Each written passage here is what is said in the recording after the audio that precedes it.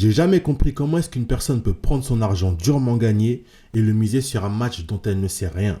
C'est comme si ces personnes étaient arrivées à la conclusion que perdre de l'argent c'est ok. Ça me dérange pas, moi j'aime bien.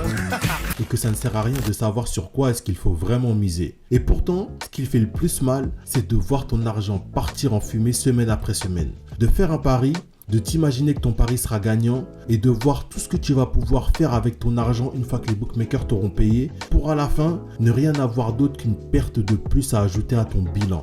La question à te poser c'est, si tu veux vraiment faire de l'argent pour en finir avec les fins de mois difficiles, si tu veux vraiment te créer une nouvelle source de revenus, si tu veux vraiment pouvoir subvenir à tous tes besoins et aider tes proches ou ta famille, pourquoi risquer ton argent sur des matchs dont tu ne sais rien alors que tu pourrais prendre 2 fois moins de risques et avoir 2 fois plus de résultats en changeant une seule chose à ta façon de faire. Cette chose que tu vas pouvoir appliquer dès la fin de cette vidéo, en plus de te permettre d'avoir plus de certitude au moment de faire ton choix, en plus de te permettre d'éliminer tous les matchs sur lesquels tu as des doutes et en plus de te permettre d'être beaucoup plus constant dans tes résultats, cette chose va te permettre de toujours savoir quelle est la meilleure option à prendre pour ton match. Et tu le sais, l'option que tu choisis peut soit te faire gagner, soit te faire tout perdre. Donc si tu veux savoir comment appliquer cette chose dès aujourd'hui, reste bien jusqu'à la fin de cette vidéo. Juste avant de t'en parler, je vais te dire pourquoi est-ce que tu n'arrives pas à avoir de certitude dans un match. C'est à cause du mot « peut-être ». Le problème avec le « peut-être », c'est que tu n'arrives jamais à te positionner de façon claire. Tu es dans une hésitation constante. Et ça, c'est un problème parce qu'à un moment, tu as besoin de certitude. Tu as besoin de savoir où tu vas et ce que tu dois faire pour avoir ce que tu veux. Et ça, aujourd'hui, les gens, ils l'ont oublié. Ils passent leur vie à être dans le peut-être et finalement à ne rien accomplir du tout. Et même pour des questions banales, par exemple, est-ce que tu pars en vacances cet été? Peut-être. Est-ce que tu vas te marier un jour? Peut-être. Est-ce que tu veux des enfants? Peut-être. Au final, on s'en fout du peut-être parce que ça n'envoie aucun signal à ton cerveau. Et le problème, c'est que c'est devenu une habitude de réfléchir comme ça.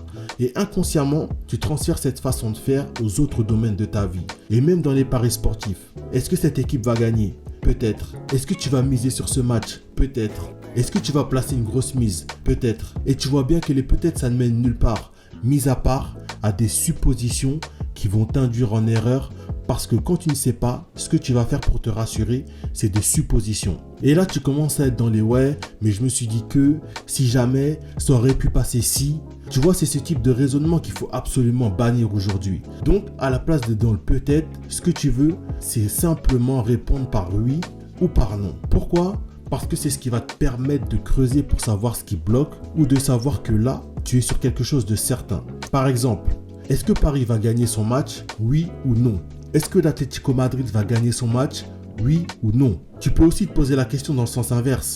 Est-ce que la Juventus va perdre son match? Oui ou non? Est-ce que Barcelone va perdre son match? Oui ou non? Et là, tu te positionnes de façon claire. Parce qu'il n'y a aucun intérêt à miser ton argent sur une chose sur laquelle toi-même tu n'arrives pas à te positionner. Et ça, c'est ce que la plupart des parieurs font et ils ne comprennent pas pourquoi est-ce qu'ils passent leur temps à être dans des périodes où ils n'arrêtent pas de perdre. Eh bien la raison elle est simple. Tu te places sur des matchs sur lesquels toi-même tu ne connais rien. Maintenant, si tu as compris qu'il faut sortir de ce schéma de peut-être, tu dois comprendre sur quoi est-ce que tu peux te positionner de façon claire. Qu'est-ce qui va te permettre de répondre par oui ou par non et d'en avoir la certitude? C'est là que tu comprends pourquoi des options comme la victoire, la double chance ou même les buteurs permettent autant aux bookmakers de se remplir les poches. Parce qu'en misant sur ce genre d'options, tu restes toujours dans l'incertitude et tu acceptes de toujours être dans la certitude. Et il y a des personnes à qui ça convient parce que le fait d'être dans l'incertitude, ça leur permet de pouvoir justifier leurs échecs en disant de toute façon c'est du hasard,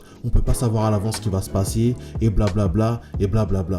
Mais si toi, tu es encore là à ce moment de la vidéo, c'est que tu sais que le hasard n'a rien à voir là-dedans. Donc ce que tu dois faire pour avoir les certitudes qui vont te permettre d'enchaîner les résultats semaine après semaine, c'est de miser sur les buts.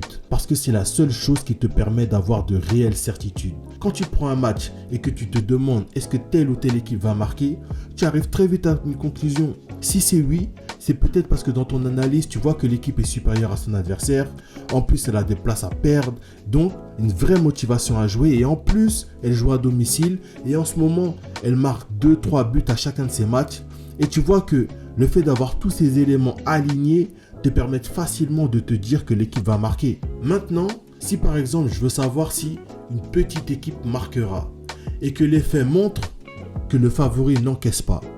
Et qu'en plus, la petite équipe en question a des grosses difficultés à marquer à l'extérieur. J'ai pas besoin d'aller plus loin que ça pour me rendre compte que non, je vais pas miser sur le fait que le favori encaisse ou sur le fait que la petite équipe marque.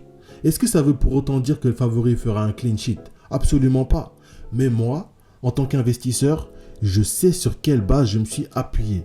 Et c'est hyper important parce que je sais que quoi qu'il arrive dans un match, ce que j'attends des paris sportifs ne tient pas sur une seule journée. Donc si je veux sur le long terme être capable d'atteindre mes objectifs, je dois me poser sur des choses qui me donnent des certitudes. Et en misant sur un match, en te disant que peut-être sur un malentendu ça peut le faire, tu n'as aucune certitude. Si tu veux avoir des certitudes, tu dois simplement savoir si oui ou non ce que tu attends de ton match va se produire. Et si tu veux aller encore plus loin, j'ai créé un espace dans lequel je te partage quotidiennement des leçons pour que tu apprennes à être rentable et à te faire un vrai complément de salaire avec les paris sportifs.